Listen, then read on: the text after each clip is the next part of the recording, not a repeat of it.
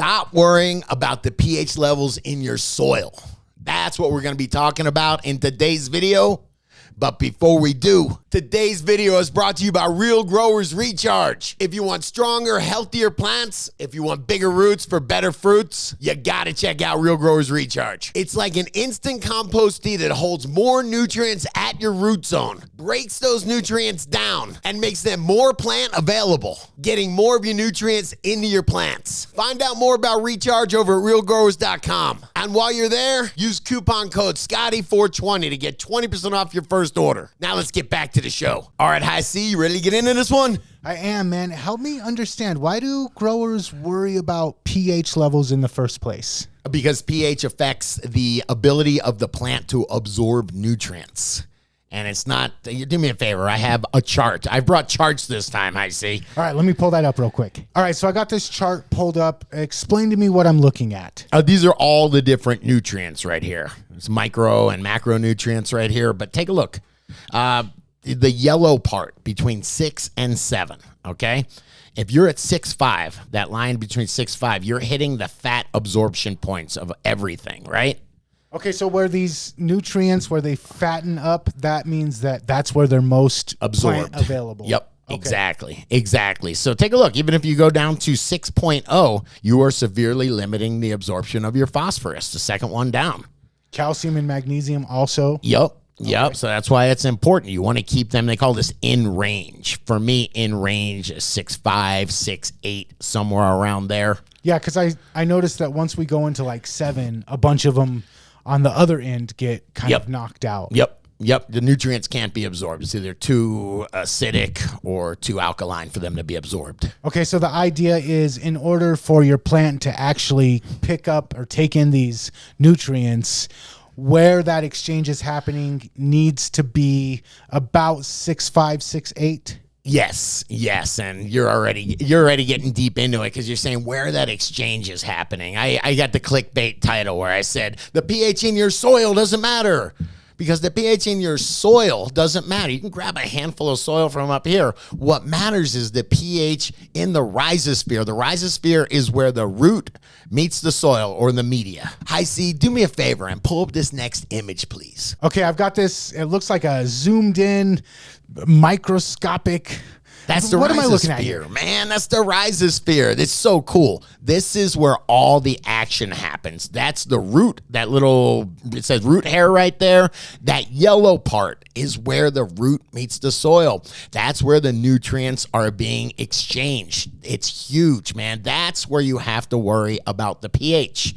Doesn't matter what's going on over there. So this thin, almost microscopic level, the yellow line, that's where I need to be focused. Yeah, that yellow line right there, that's the port. That's the nutrient exchange site. And that's where you have to be worried about the pH. You can take a little scoopful of soil from wherever. It doesn't matter. It matters what's happening in that little 1/20th of an inch, that where the roots meet the soil. That is the port, and it's really awesome. It's symbiosis. The soil and the microbes in the soil, they can mine nutrients. They're good at mining and solubilizing nutrients, things like phosphorus and potassium. They can make them plant available. What they need, though, is they need some kind of food source. I feed Recharge. In Recharge, I give them molasses. Well, plants can't make their own, the microbes can't make their own food source. The plants can. The plants take all that nutrient. They use carbon dioxide. They use photosynthesis. They bake it into glucose. It's a sugar. And then they pump a little bit of that back down, maybe 10, 15% of that back down to feed the microbes.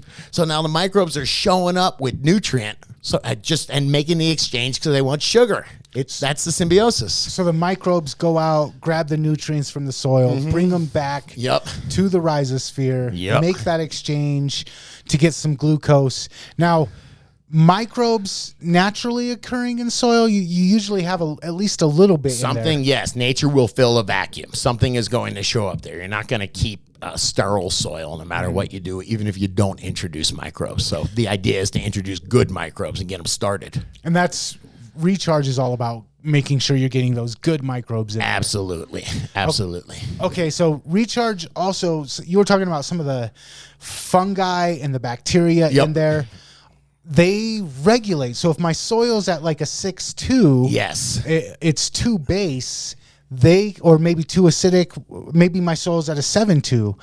The microbes and the explain what's going on. What's going on is the microbes want that sugar and the plant wants that energy, or I'm sorry, that nutrient. So they're going to work it out. They're going to work it out. And what happens is the microbes are able, first off, the root is covered in, or it should be covered in mycorrhizae, a fungi. And that fungi is able to alter the pH of its pH to absorb nutrients. The bacteria as well are going, they're the delivery system, and they're able, at least certain bacteria are able to change their pH.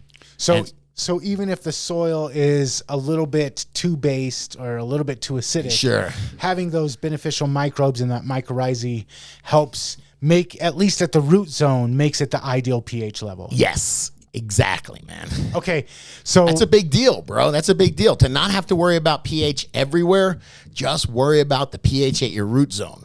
Okay, so deep water culture. I know that this was a problem that a lot of deep water culture people, hydroponic growers, deep water culture specific. Deep water culture is what aquaponics. There is no media whatsoever. I used to do deep water culture when you had it dialed in. It worked so good, man. But it was really tough. I would always lose crops, or I would frequently lose crops. They called it root rot. And it would just, the roots would get, a negative bacteria would get on them, and it just had free reign, man. It just colonized on it. So unlike growing in a media like soil or cocoa or something, deep water culture, the roots are just kind of exposed and they're being misted, and so they don't have that rhizosphere. No, and by the way, that's why you need perfect pH when you're doing deep water culture.